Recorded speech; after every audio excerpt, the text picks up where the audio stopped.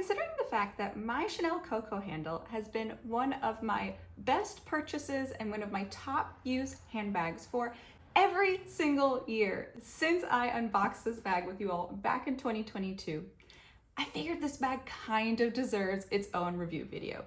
So today we are going to talk about the overall specs of the bag and also how it compares to other popular Chanel bags like the small classic flap and also the mini classic flap. Then I'm going to talk to you about everything that fits inside, and you will be shocked at how much fits inside of this bag. And then I'm going to talk to you about overall pros, cons, wear and tear over time. What do I overall think about the bag? So stay tuned for that too. And this is the mini size here from the 22A collection. And you can see it's in this beautiful green caviar leather that I just think is out of this world. And so many of you all have commented on how much you love the color too. It is in what I believe, as I drop the bag, is champagne hardware. Sometimes I get champagne mixed up with silver. So if I've ever said like silver in the past before, just know that I misspoke, but it is champagne, so it's nice and versatile. And I love the caviar leather. And I'll talk a little bit about, like I said, like the wear and tear a little bit later on. Now let's start out with the specs of the bag. So once upon a time, Chanel had 4 sizes of Coco handles. They had an extra mini, a small, and a medium. And this was the second smallest size, so this was the medium size. Now, in the past year or so, Chanel has come out with so many different sizes of Coco handles, I truthfully cannot keep track. They've got micros, they've got nanos, they've got ones from like this big that you saw in my recent Singapore shopping vlog, all the way up to really big ones. So truthfully, I cannot tell you where this bag ranks within the whole ecosystem of Chanel Coco handles. But once upon a time, it was known as the mini.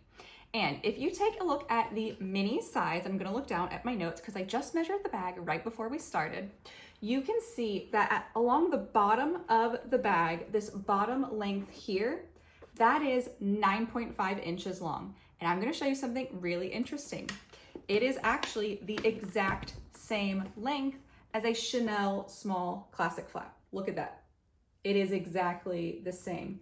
And it's interesting because to me, I always thought that the mini was going to be shorter in length versus the Chanel small classic flap, but actually they're the exact same length. Now in terms of height of the bag, it is 5.5 inches tall this way.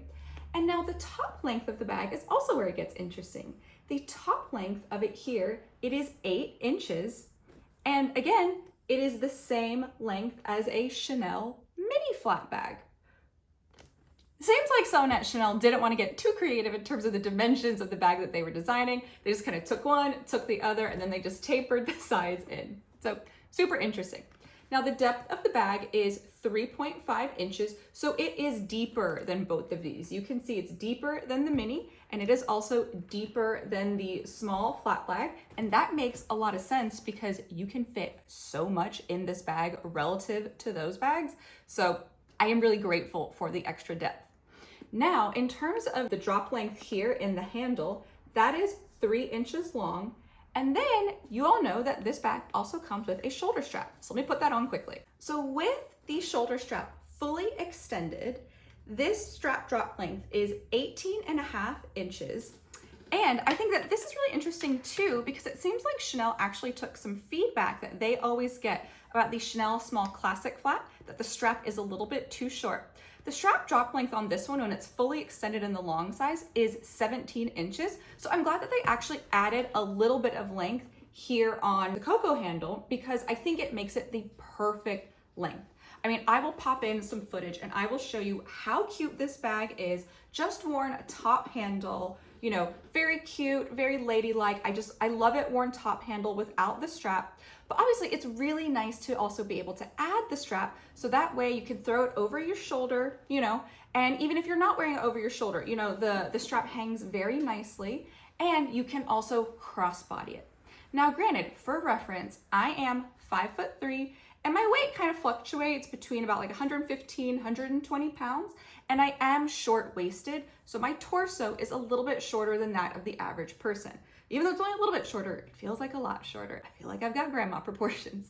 But regardless, so for me, this bag wears very well whether I am wearing it top handle, whether I'm wearing it as a shoulder bag, or if I'm wearing it crossbody, it works great all different ways. I can even crossbody it well when I'm wearing it with like a big winter jacket. Now don't get me wrong, it's a little bit more of like a snug fit. It's a little bit more of a tighter fit, but it still works perfectly. So for me, this is such a versatile bag because I can wear it no matter like what the occasion, no matter what my outfit is. Another reason that it's so versatile is because it fits so much inside of it. So let me pop up a photo of everything that I can put inside of this bag. I just packed it right before we filmed the video. The reason I can't show you like me packing it live is because I film my YouTube videos on my phone, and that is a very important thing to make sure that it fits inside the bag. But you can see here, you can get a cell phone in there. You can get your sunglasses in there with a full sunglasses case. You can get multiple lip products. You can get a hairbrush. You can get AirPods in there. You can get your keys in there. Now my keys are separate. I just keep my home keys and my car keys separate, but you can get a big keychain in there. You can get lots of like other little knickknacks in there, like little hair ties, little pill bottles, Listerine strips, all of that. So in terms of your essentials, unless you need to carry something big like papers or an agenda or something like that, the great news is that it is going to fit inside of this bag. And I'll just tell you, the way that I pack it to kind of maximize my efficiency is when you open it up. Oh, in fact, actually, let me show you the inside of the bag. Here is the inside of the bag. So you can see that it's got two different main compartments. It's got a little slip pocket here that's quite flat. And then it does also have a back zipper pocket. I'm not really counting the back zipper pocket in terms of like what fits on the bag. I just really put everything in those like main three compartments. But the way I pack it is in this back compartment here, which you'll notice is slightly thinner than the front compartment. That's where I put my phone, and that's where I put all of my long things, like my lip liners, you know, my little hair comb. I'll put like, if I've got an eyebrow pencil instead of some of my like lip products, I'll put that in the back. Put all the long flat stuff in the back. And then I put the sunglasses at the bottom of the front, since that's the widest part of the bag. And then I just stuff anything that's remaining on top. Now what's interesting is that even though this bag can fit so much inside of it, it then turns into like this little like rock weight bomb because it's got so much stuff in it in such a small, compact space. So just beware, you can get all that stuff in the bag comfortably and probably a few extra like little lippies and things like that. I just didn't want to overstuff the bag, but then she gets a little heavy, like because it's so compact. So just something to be aware of. So obviously, because this bag fits so much, and because it's got the versatility to be, you know, worn both top handle, shoulder bag, and crossbody bag, that is one of the reasons why this is one of my most used bags. I can use it for just about any occasion, and I just think that this bag is incredible. I remember for a long time, I kind of held off on getting a Coco handle because the one major complaint that a lot of people have about this bag is the corner wear. And let me tell you, I've had this bag since the summer of 2022. It is now 2025, so she's getting up there in terms of age. And look at how beautiful the caviar has worn. And honestly, it's shocking considering we know, I'm sorry, I hate to say it, but Chanel does have some lackluster quality standards these days, unfortunately. But look how beautiful the caviar is. There is not a scratch on this bag. I mean, just look at it. Absolutely stunning. But there is, I think, the tiniest bit of corner wear. Yep, let me show you. Okay, so the ones where it's most prominent, I would say, are on the front of the bag. So if you can see it here in the front corner and here on the front corner. The back corner is not so much, I would say. Not so bad.